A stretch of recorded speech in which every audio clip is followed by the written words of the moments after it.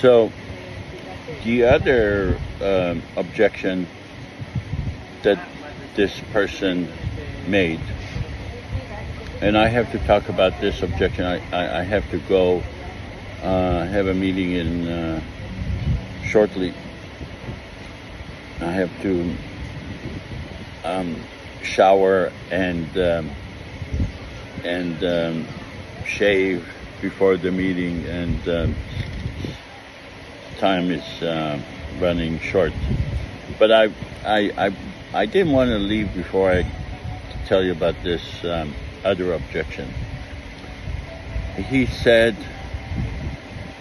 "Is there now? This is an American person, and the reason I say this is an American because he should have known what I was the answer for his question."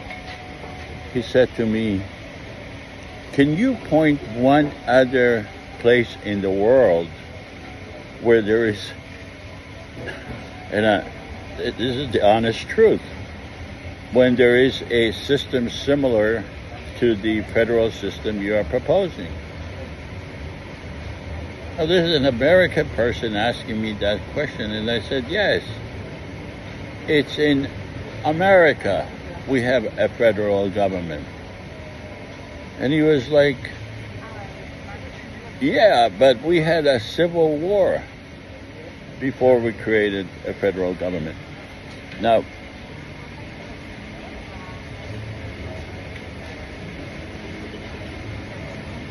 so he said thousands of Americans have been killed in order to create a federal government. And I said to him, this violence in Israel-Palestine is going on for over 100 years. We had the expulsion of the Palestinians. We have thousands and thousands of Palestinians. Probably, it's hard to know the exact number, but in totality, in the last 100 years, maybe over 200,000, maybe less, Palestinians have lost their lives. Not to mention, I'm not going to harp here on the devastation, but also on the Israeli side. Thousands have lost their lives and families have been destroyed. And I said, well, you know, if having violence and destruction is the threshold that is required to have a federal government, then Israel and Palestine have met that threshold.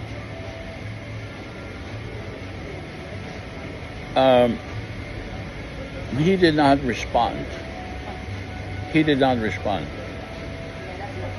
Which leads me to question, are these honest objections, or are they objections for the purpose of objecting, or a knee-jerk reaction to what is being proposed? The problem I have is that Israel-Palestine is not being respected. It is not being respected by the world community, by the United States, by Europe, by the world community. It is as if the people here enjoy or deserve, or it's their nature to have violence. First of all, it's not. The people here, when you go, and they're peaceful people, both in Palestine and in Israel. They're lovely people. When you meet them on a personal level, they really are lovely people. They're very engaging. You get. So I don't want to divert from the point, but we are being disrespected, and worse than that, we disrespect ourselves by accepting this idiotic idea that we have to continue with violence, that we are not only continue with violence, that this is really our only vision. You know, when it comes to everything else in life, when it comes to medicine, we want the best. You know, you can't go to Israeli or Palestinian and say, well, we're going to give you this medication that is not as effective, but because you are a Palestinian or Israeli, that's all you deserve. When it comes to weapons, Israelis want the best, and they get the best.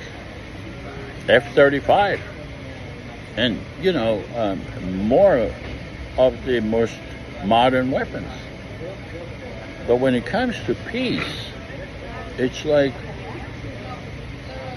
no, peace is not good for us. We want to continue to be violent towards each other.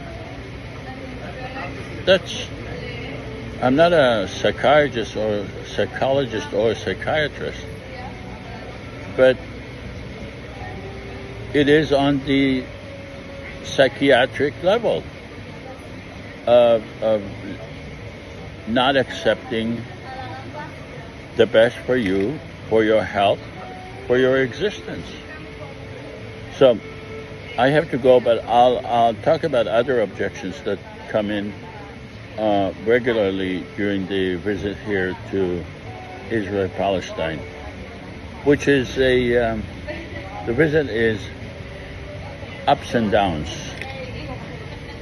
A lot of ups, and a lot of downs. I mean, you know, yesterday, this person that was driving me said, you're wasting your time. There is never, ever going to be peace here. And he was so vehement that there could never be peace here. That is depressing. But then when you try to talk logically about it, he wouldn't listen. So, you know, after spending several, you know, hours with this person, you get depressed. But walking out of the car and thinking, well, what did just happen? You go back to logic. I mean, logic is, for me, is the best motivator. All right. Okay, I'll talk to you later. Bye-bye.